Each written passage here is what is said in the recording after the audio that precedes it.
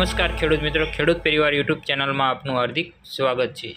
તો ખેડૂત મિત્રો, આજે આપણે ઉનાળુ તલમાં દવાના બીજા છંટકાવ વિશે સંપૂર્ણ માહિતી મેળવીશું। તો મિત્રો, કઈ રોગ જીવાત આવી તેના વિશે સંપૂર્ણ માહિતી મેળવીશું અને કઈ દવાનો ઉપયોગ કરવો તેના વિશે સંપૂર્ણ માહિતી મેળવીશું। તો મિત્રો, વિડીયો શરૂ કરતા પહેલાં અમારી યુટ્યુબ ચેનલ ખેડૂત પરિવારમાં જો તમે નવા હોય તો લાઇક, શેર અને સબસ્ક્રાઈબ કરવાનું ભૂલતા નહીં। તો મિત્રો, 3 માર્ચથી હવામાનમાં ફેરફારને લીધે ઉનાળુ તલમાં હેવી ઈયળનો એટેક જોવા મળ્યો છે। તો મિત્રો, સવારના સમયે વધારે ઠંડી અને બપોરના સમયે વધારે ગરમીના કારણે ઈયળ અને થ્રીપ તેમજ સફેદ માખીનું પ્રમાણ ખૂબ જ વધુ જોવા મળ્યું છે। તો મિત્રો, વહેલા અને તે પહેલાં ધોરણે દવાનો છંટકાવ કરવો જોઈએ। મિત્રો, લીલા તલનો સુકાવો, મૂળનો કોહવારો, મૂળમાં ફૂગ લાગી જવાને લીધે તલનો લીલો છોડ સુકાવા લાગે છે। તો મિત્રો, વિડીયો પૂરો જોવાનું રાખજો, તો જ ખબર પડશે કે દવાનો છંટકાવ કરવો જોઈએ જેથી તેનું નિદાન થઈ શકે। કઈ દવાનો ઉપયોગ કરવો તેના વિશે સંપૂર્ણ માહિતી આગળ મેળવીશું।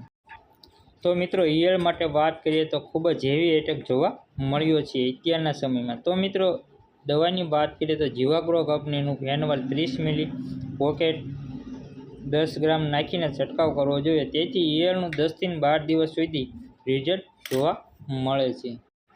અથવા તો મિત્રો, શિવ કંપનીનું શિવાસ્ત્ર એ પ્રતિ પંપે 30 મિલી નાખીને છંટકાવ કરવો જોઈએ, જેથી ઈયળ માટે સારામાં સારું પરિણામ જોવા મળે છે। મિત્રો, ગ્રોથ માટે વાત કરીએ તો મિત્રો, જીવાગ્રો કંપનીનું રેપિગ્રો એ પ્રતિ પંપે 40 મિલી નાખીને છંટકાવ કરવો જોઈએ, અથવા તો શિવ કંપનીનું ખજાનાનો છંટકાવ પ્રતિ પંપે 40 મિલી નાખીને છંટકાવ કરવાથી મૂળનો સારો વિકાસ જોવા મળે છે। સાથે સાથે તલના છોડમાં ખૂબ જ સારો વિકાસ જોવા મળે છે અને ઉત્પાદન ક્ષમતા પણ સારી જોવા મળે છે।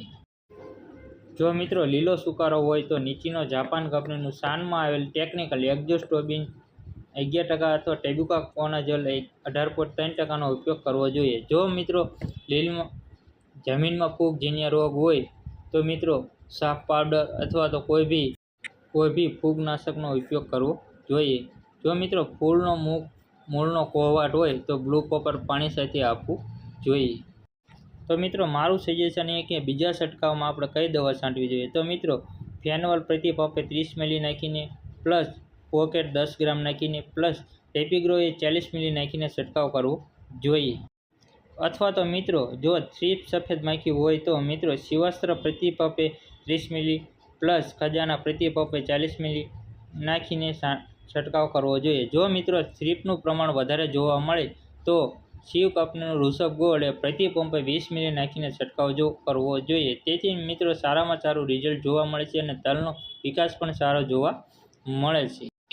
મિત્રો, ખાસ સૂચના કે મિત્રો, આપણે કોઈ બી કંપનીની દવાની જાહેરાત કરતા નથી। મિત્રો, મારા પોતાના ખેતરમાં દવાનો છંટકાવ કરી અને 3 થી 4 દિવસ પછી રિઝલ્ટ જોઈ પછી યુટ્યુબમાં વિડીયો અપલોડ કરું છું। જો મિત્રો, વિડીયો સારો લાગ્યો હોય તો લાઇક, શેર અને સબસ્ક્રાઈબ કરવાનું ભૂલતા નહીં અને વધુને વધુ ખેડૂતને જાગૃત કરો અને વિડીયો ખેડૂત સુધી પહોંચાડો, તેથી તેમને સારું અને ઓછા ખર્ચે દવાનો છંટકાવ થઈ શકે તેના માટે મારો એક પ્રયાસ છે। તો મિત્રો, વધુને વધુ શેર કરો, લાઇક કરો અને કમેન્ટ કરવાનું ભૂલતા નહીં। ત્રીજા છંટકાવમાં કઈ દવાનો છંટકાવ કરવો તેના વિશે સંપૂર્ણ માહિતી લઈને જરૂર પાછા મળીશું।